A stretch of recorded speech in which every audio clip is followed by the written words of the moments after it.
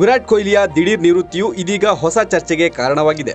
ಈ ಚರ್ಚೆಯ ನಡುವೆ ಬಿಸಿಸಿಐ ಸೂಚನೆ ಮೇರೆಗೆ ಕೊಹ್ಲಿ ಟೆಸ್ಟ್ ಕೆರಿಯರ್ ಅಂತ್ಯಗೊಳಿಸಿದ್ದಾರೆ ಎಂಬ ಮಾಹಿತಿಯೊಂದು ಹೊರಬಿದ್ದಿದೆ. ವಿರಾಟ್ ಕೊಹ್ಲಿಗೆ ನಿವೃತ್ತಿ ಘೋಷಿಸುವಂತೆ ಬಿಸಿಸಿಐ ಮೊದಲೇ ಸೂಚನೆ ನೀಡಿತ್ತು.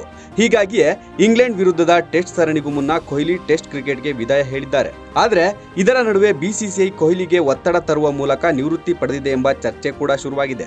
ಇಂಗ್ಲೆಂಡ್ ವಿರುದ್ಧದ 5 ಪಂದ್ಯಗಳ ಟೆಸ್ಟ್ ಸರಣಿಗೆ ವಿರಾಟ್ ಕೊಹ್ಲಿಯನ್ನ ಆಯ್ಕೆ ಮಾಡುವುದಿಲ್ಲ ಎಂಬ ಸೂಚನೆಯನ್ನ ಬಿಸಿಸಿಐ ನೀಡಲಾಗಿತ್ತು. ಇದೇ ಕಾರಣದಿಂದಾಗಿ ಅವರು ನಿವೃತ್ತಿ ಘೋಷಿಸಲು ಮುಂದಾಗಿದ್ರು. ಇದಾಗ್ಯೂ ನಿವೃತ್ತಿಯನ್ನ ಹಿಂಪಡೆಯಲು ಬಿಸಿಸಿಐ ಯಾವುದೇ ಮನವಿ ಮಾಡಿಲ್ಲ ಎಂದು ಹೇಳಲಾಗಿದೆ.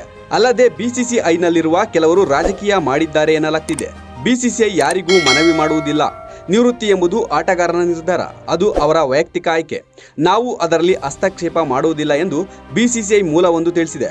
ಅಲ್ಲದೆ ಇದಕ್ಕೂ ಮುನ್ನ ವಿರಾಟ್ ಕೊಹ್ಲಿಗೆ ಇನ್ನು ಮುಂದೆ ಟೆಸ್ಟ್ ತಂಡದಲ್ಲಿ ನೀವು ಹೊಂದಿಕೊಳ್ಳುವುದಿಲ್ಲ ಎಂದು ತಿಳಿಸಲಾಗಿತ್ತು. ಹೀಗಾಗಿ ಅವರು ನಿವೃತ್ತಿ ನೀಡಲು ನಿರ್ಧರಿಸಿದ್ದರು.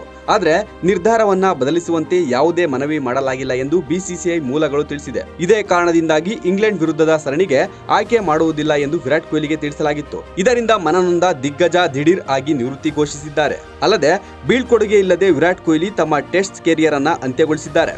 ಒಟ್ಟಿನಲ್ಲಿ 14 ವರ್ಷಗಳ ಕಾಲ ಭಾರತ ಟೆಸ್ಟ್ ತಂಡವನ್ನ ಪ್ರತಿನಿಧಿಸಿದ್ದ ವಿರಾಟ್ ಕೊಹ್ಲಿ ಬೀಳ್ಕೊಡುಗೆ ಪಂದ್ಯಕ್ಕೆ ಅರ್ಹರಾಗಿದ್ರು. ಇದಾಗ್ಯೂ ಮೈದಾನದ ಮೂಲಕ ಅವರು ಕೆರಿಯರ್ ಅಂತ್ಯಗೊಳಿಸದಿರುವುದು ಅಭಿಮಾನಿಗಳ ಬೇಸರಕ್ಕೆ ಕಾರಣವಾಗಿದೆ. Bureau report, boss TV Kannada.